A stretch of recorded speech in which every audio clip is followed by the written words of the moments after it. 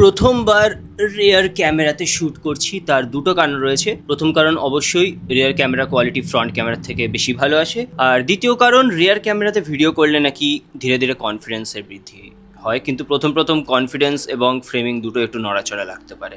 তো যদি সেরকম কিছু হয় তার জন্য ক্ষমা করে দিও। যাই হোক, মার্চ মাস প্রায় শেষ। সারপ্রাইজিং, মানে 3টে মাস কেটে গেল 2026 সালের। আর এই মাসে আমি ভেবেছিলাম হয়তো বিশেষ কিছু পড়া হবে না, কিন্তু সারপ্রাইজিংলি অনেক কিছুই পড়তে পেরেছি। তো সেগুলো নিয়ে আলোচনা করি। Oh by the way, hello, good morning, good evening, good afternoon, যে সময় তোমরা ভিডিও দেখছো তার উপর নির্ভর করছে বিষয়টি। চলো, প্রথমেই আমি এই বইটা নিয়ে কথা বলতে চাই। তমগ্ন নস্করের লেখা রক্ষস। আবারও বলছি, বইটার নাম কিন্তু রক্ষস, রাক্ষস নয়। এই বইটা আসছে অরণ্যমন প্রকাশনীর তরফ থেকে, এবং এটা একটা তোমরা হরর বই বলতে পারো, কিন্তু একটু অন্য ধরনের হরর বই। মানে এই গল্পের যিনি মুখ্য চরিত্র রয়েছেন, তার কাছে একটা স্পেশাল অ্যাবিলিটি রয়েছেন যে তিনি মৃত আত্মাদের সাথে কথা বলতে পারেন। এখন এটাকে কিন্তু তোমরা মোটেও সেই টিপিক্যাল তন্ত্রমন্ত্রের বইয়ের সাথে গুলিয়ে ফেলো না। ইনি সেই সব কিছু করেন না, ইনি তাদের কন্ট্রোলও করতে পারেন না, বরং সে আত্মাদের ভেতরে কি কষ্ট রয়েছে সেটাকে তিনি জানার চেষ্টা করেন। প্রত্যেকটা গল্পই আমার এখানে খুবই ভালো লেগেছে। লেখকের সাথে আমার সর্বপ্রথম পরিচয় হয়েছিল পান্থপাদপ বইটির মাধ্যমে, এবং তখন থেকে আমি ওনার ফ্যান হয়ে গেছিলাম, এবং উনি ওনার ফেসবুক পেজেও কিন্তু খুবই ইনসাইটফুল ভিডিও শেয়ার করেন। তো এখানে প্রত্যেকটা হরর গল্পের যে বৈশিষ্ট্য সেটা হচ্ছে এটা মানুষের মনের অন্ধকারকে খোঁজার চেষ্টা করে, এবং প্রত্যেক গল্পেরই তোমরা এখানে একটা মেইন থিম খুঁজে পাবে যে প্রত্যেক আত্মার পেছনেই আত্মা হওয়ার যে কারণ রয়েছে। প্রত্যেকবার মানুষের অতিরিক্ত আকাঙ্ক্ষা, লোভ, লালসা, এগুলোর দ্বারাই কিন্তু সেটা ট্রিগার্ড হয়েছে। এরপরে যে বইটা নিয়ে আমি কথা বলতে চাই সেটা হচ্ছে এই বইটা, বঙ্কু ডাক্তার ব্যুরোক্রেসি। এটা একটা গ্রাফিক নভেল, পত্রভারতীর তরফ থেকে আসছে, লিখেছেন ডাক্তার শানপাল। আমার জানা ছিল না যে এই সিরিজের আরও কিছু বই কিন্তু এর আগেও প্রকাশিত করা হয়েছে, আর আমি ইনস্ট্যান্ট ফ্যান বলতে পারি, কারণ কয়েক পাতা পড়ার পরে আমি বুঝেছিলাম যে এটা একটা নেহাত বাচ্চাদের কমিক্স তো কোনোভাবেই নয়, কারণ এখানে যে ধরনের টপিককে এক্সপ্লোর করা হয়েছে সেটা বুঝতে গেলে যথেষ্ট ওপেন মাইন্ড নিয়ে কিন্তু পড়তে হবে। এখানে অনেক স্যাটায়ার রয়েছে, পলিটিক্যাল স্যাটায়ার রয়েছে। এই বইটার উপরে আমি একটা শর্ট ভিডিও আপলোড করেছিলাম যেখানে আমি একটা পার্টিকুলার কমিক্স প্যানেল দেখেছিলাম, এবং দামও যথেষ্ট কম। এটার এমআরপি মাত্র 125 টাকা, ডিসকাউন্ট দিয়ে হয়তো 100 টাকাতেও পেয়ে যাবে। আর্টওয়ার্ক ও যথেষ্ট আমার এখানে ভালো লেগেছে, খুবই কিউট টাইপের আর্টওয়ার্ক। একটু কনজেস্টেড আমার মনে হয়েছে, তার কারণ এটাকে খুবই কম দামের ভেতরেই যেহেতু এটাকে রাখা হয়েছে, সেই কারণে আমার মনে হয় একটু কনজেস্টেড। একটু দাম বাড়িয়ে যদি এটাকে আরেকটু প্রশস্ত করা যায় আমার মনে হয় পড়তে আরও সুবিধা হবে। অ্যাজ এ গ্রাফিক নভেল বাচ্চা বড় আশা করি সবার ভালো লাগবে। এরপরে যে বইটা আমি বর্তমানে পড়ছি, বইটা এখনো শেষ হয়নি, দুটো গল্পের মতো বাকি আছে, সেটা হচ্ছে কুয়াশা যখন, কৌশিক সামন্তের লেখা। কৌশিক সামন্তের লেখার সাথে আমি পরিচিত হয়েছিলাম মেলানকোলির রাত পার্ট 2 এই বইটার মাধ্যমে। খুবই ইউনিক কনসেপ্ট লেগেছিল বইগুলোর। আর এখানে যে গল্পগুলো রয়েছে সেগুলোর প্রত্যেকটা ডার্ক ফ্যান্টাসি এবং খুবই খুবই ম্যাচিওর্ড থিম। তো যারা একটু সংবেদনশীল তাদের আমি এই বইটা সাজেস্ট করব না, কারণ কিছু কিছু লেখা পড়ে কিন্তু তোমাদের একটু অস্বস্তি মনে হতে পারে, বিরক্তিও লাগতে পারে, কিন্তু খোলা মন নিয়ে যদি বইটা পড়তে পারো আমার মনে হয় খুবই ভালো লাগবে। কারণ প্রথম গল্প থেকেই লেখক এখানে একদম সেই পয়েন্টে আঘাত করেছেন যেখানে মানুষ বিতর্ক তৈরি করতে পারেন এবং কন্ট্রোভার্সি তৈরি করতে পারেন। দুটো গল্প এখনও বাকি আছে, আশা করি সেই দুটোও ভালো হবে। এখানে বিশেষ করে একটি গল্প ছিল রোগা সান্টা ক্লজ। এন্ডিংটার আমি একেবারেই প্রত্যাশা করিনি, এবং প্রত্যেকটা গল্পেরই এখানে মেইন বৈশিষ্ট্য হলো যে এর এন্ডিং একদম লাস্ট অবধি না গেলে তোমরা বুঝতে পারবে না, একটা ভালো রকম টুইস্ট রয়েছে। তো এই ধরনের টুইস্টের গল্প আমার পড়তে ভালো লাগে। এটাও আসছে অরণ্যমন প্রকাশনীর তরফ থেকে, এমআরপি মাত্র 250 টাকা।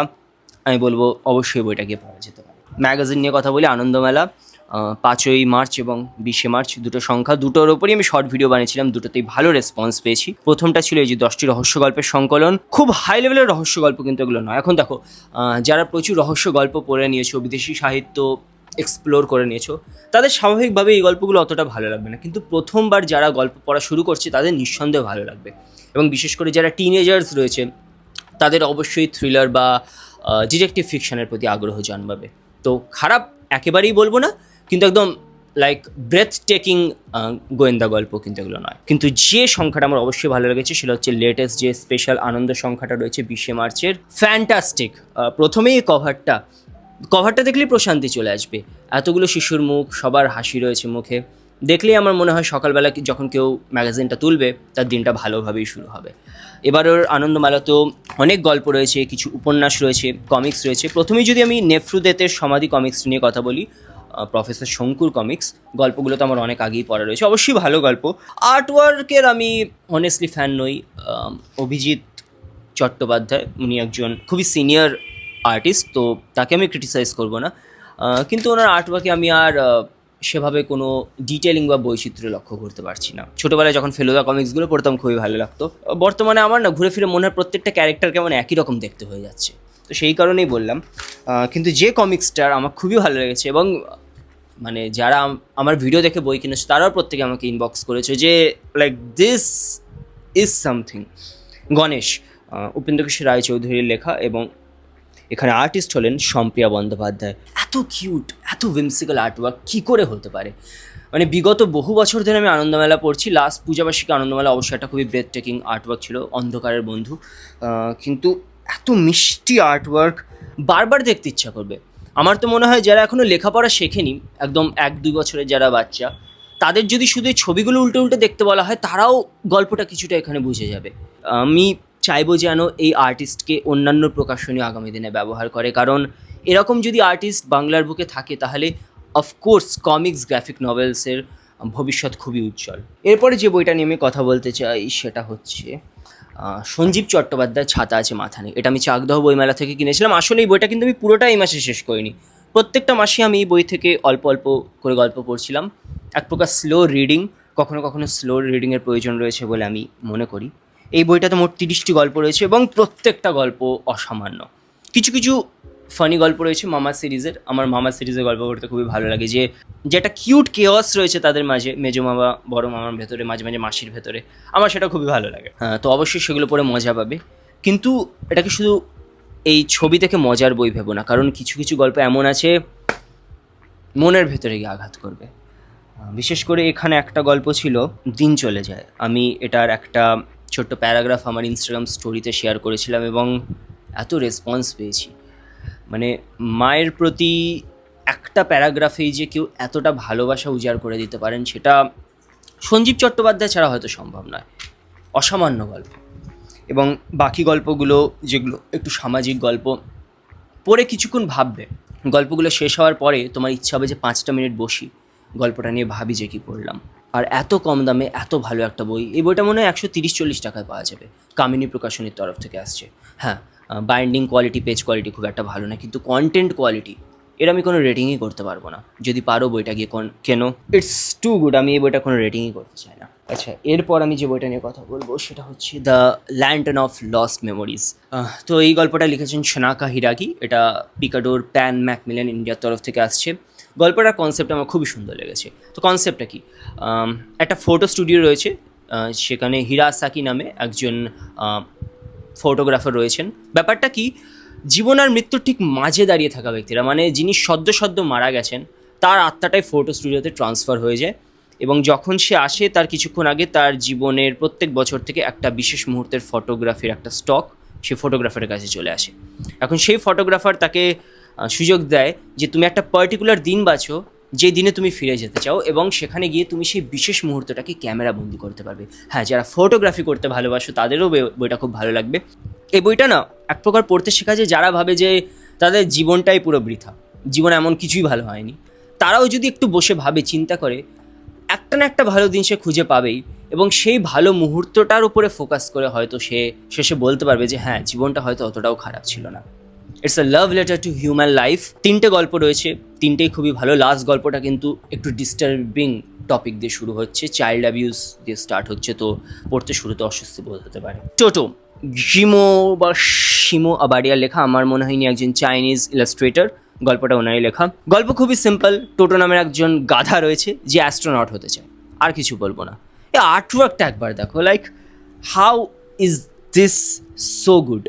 নেগেটিভ স্পেসিংয়ের ব্যবহার করা হয়েছে, মানে খুব একটা ঘিঞ্জি এখানে আর্টওয়ার্ক নয়, এবং আমি জানি না আর্ট স্টাইলটাকে কী বলা হয়, এত সুন্দর গর্জিয়াস কালার প্যালেট এখানে ইউজ করা হয়েছে। লাইক বারবার তোমার দেখলে মনে হবে যে এগুলোকে তো আমি বাড়ির ওয়ালপেপার হিসাবে সাজিয়ে রাখতে পারি। কখনো কখনো সিলুয়েটের ব্যবহার করা হয়েছে, কখনো কখনো ভার্টিক্যাল লাইন্সের ব্যবহার করা হয়েছে। আমি কোনো আর্টিস্ট নই, আমি কোনো রকম আর্ট ফর্মের নামও জানি না, তো আমি সেই নিয়ে বিশেষ কোনো জ্ঞান দিতে পারবো না। কিন্তু যারা প্রকৃতভাবে আর্ট ভালোবাসো অবশ্যই তাদের এটা কালেকশানে রাখতে হবে, এবং গল্পটাও আসলে খুবই মোটিভেশনাল গল্প, বাচ্চাদের খুবই ভালো লাগবে গল্পটা পড়ে। এই বইটার ভিডিও আমি রিসেন্টলি দিয়েছিলাম, মহব্বত ক্যাফে, সন্দীপ দাসের লেখা। আমার খুবই ভালো লাগছে যে বাঙালি লেখকরা মাঝে মাঝে ইংলিশ বইও লিখছেন। তো এটাও এক ধরনের কমফর্ট নভেল বলতে পারো। হিলিং ফিকশন আজকাল খুবই চলছে, মানে সেই ধরনের ফিকশন যেগুলো খুবই ইজি পড়া যায় এবং পড়ার পরে মনে বেশ একটা হালকা আমেজ থেকে যায়। তো মহব্বত ক্যাফে হলো একটা ক্যাফে যার নাম মহব্বত ক্যাফে, যেটা হিমাচল প্রদেশের ম্যাকলাউডগঞ্জের পাহাড়ের একটি গ্রামে রয়েছে। এবং এই ক্যাফের বৈশিষ্ট্য হলো যে কাস্টমারদের প্রতি ওরা অতটা আগ্রহী নয়, ওরা মানুষের গল্পের প্রতি আগ্রহী। এখানে বিভিন্ন মানুষ আসে, তাদের মনের কথা শেয়ার করে, চিঠি লেখে, কবিতা লেখে, সেগুলো নোটিশ বোর্ডে লাগিয়ে দিয়ে যায়। আবার পরে যেসব কাস্টমাররা আসে তারা সেগুলো পড়ে, তারা নিজেদের এক্সপিরিয়েন্স শেয়ার করে। বইটা পড়ে আমার যেটা ভালো লেগেছে যে কোনো আলটিমেট হ্যাপি বা স্যাড এন্ডিং নেই, যে সলিউশন প্রোভাইড করতে হবে তার এখানে কোনো বাধ্যবাধকতা নেই। কারণ কখনো কখনো না খারাপ লাগাটাকে শেয়ার করার জন্য একটা মানুষের প্রয়োজন হয়, যাকে আমি জাস্ট বলতে পারি যে আমার এই বিষয়টা খারাপ লেগেছে, আমি এটা হারিয়েছি, যেটা আমাকে এখনও ব্যথা দেয়। আর এটা হচ্ছে সেই বই। এই বইটা তোমাকে বলবে যে ধীরে পড়ো ভাই, তাড়াহুড়োর দরকার নেই, তাড়াতাড়ি শেষ করার কোনো প্রয়োজন নেই বইটার। ধীরে ধীরে পড়লে আমার মনে হয় বইটা বেশি ভালো লাগবে। এটা আসলে একটা বাংলা প্রকাশনীর তরফ থেকেই আসছে, অক্ষর সংলা প্রকাশনীর তরফ। আর বেস্ট বইটাকে আমি ভিডিও শেষের জন্য রিজার্ভ করে রেখেছিলাম। নিঃসন্দেহে এই বছরে পড়া আমার এখন অবধি সবচেয়ে সেরা বই, আসলে বিগত কয়েক মাসে পড়া আমার সবচেয়ে সেরা বই। এটা হচ্ছে চেস, স্টিফেন সুইগের লেখা। এটা কিন্তু জেওয়েগ না, সুইগি আসলে এটার উচ্চারণ। ইনি সম্ভবত একজন অস্ট্রিয়ান লেখক, এবং আমি যতদূর জানি এই গল্পটি উনি লিখেছিলেন তার মৃত্যুর ঠিক আগে আগে, তারপরে হয়তো উনি সম্ভবত করে মারা গিয়েছিলেন। তো অনেকে বলে যে এই গল্পের ভেতরে যে ক্যাওসটা লক্ষ্য করা যাচ্ছে সেটা নাকি আসলে শেষ জীবনে সে লেখকের মনের অন্তর্দ্বন্দ্বেরই প্রতিফলন। আমি ব্যক্তিগতভাবে কিন্তু চেস খেলতে খুবই ভালোবাসি, অনলাইন চেস, যদিও আমি খুবই অ্যাভারেজ। এই বইটা হচ্ছে অবসেশন নিয়ে বই। আমি গল্পটা একেবারেই ব্যাখ্যা করব না, কারণ আমি চাই না গল্পটা স্পয়েল করতে। It's a masterpiece. এত পাতলা গল্পের ভেতরে এতগুলো ইমোশন এখানে কভার করা হয়েছে, একটা সময় তোমারই অস্বস্তি বোধ করবে যে প্লিজ স্টপ, এতটা অবসেশন ভালো না। বইটা দেখা যে কী করে অবসেশন একটা মানুষকে যেমন সাফল্যের দিকে এগিয়ে নিয়ে যেতে পারে, তেমনি ধ্বংসকেও কাছে ডেকে আনতে পারে। আমি আসলে চাই বইটা নিয়ে ব্যাখ্যা করতে, কিন্তু আমি করতে চাই না, কারণ এই বইটা ওয়ান কাইন্ড অফ এক্সপিরিয়েন্স হবে পড়ার। যারা একটা সিরিয়াস লেভেলের ইংলিশ গল্প পড়তে চাও, চেস হাইলি রেকমেন্ড করবো। এবং হ্যাঁ, বাই দ্য ওয়ে, যারা সিনেমা দেখতে খুবই ভালোবাসো তাদের বলে রাখি যে এই লেখকের গল্পের উপরে ভিত্তি করে কিন্তু ওয়েস অ্যান্ডারসনের একটি বিখ্যাত সিনেমা রয়েছে, দ্য গ্র্যান্ড বুদাপেস্ট হোটেল। যারা সিনেম্যাটিক মাস্টারপিস পছন্দ করো অফকোর্স গিয়ে সিনেমাটা দেখতে পারো, খুবই উইটি সিনেমা। যাই হোক, এই ছিল এই মাসের কিছু পড়া। তোমরা কি বই পড়েছো অবশ্যই কমেন্ট করে জানাতে পারো, এবং যদি এই ভিডিও সংক্রান্ত কোনো ফিডব্যাক থাকে যেটা তোমার মনে হয় যে এই ভিডিওতে ইমপ্রুভ করা যেতে পারে, অবশ্যই কমেন্ট করে জানিও, কারণ আমি চাই যে ভিডিওগুলোকে আরও বেশি ভালোভাবে তোমাদের সামনে উপস্থাপনা করার। আর চেষ্টা করবো আরও বেশি লং ভিডিও দেওয়ার। বারবার বলি কিন্তু করতে পারি না, কিন্তু চেষ্টা করবো। আল ট্রাই। দেখা হবে পরের ভিডিওতে। সবাই ভালো থেকো।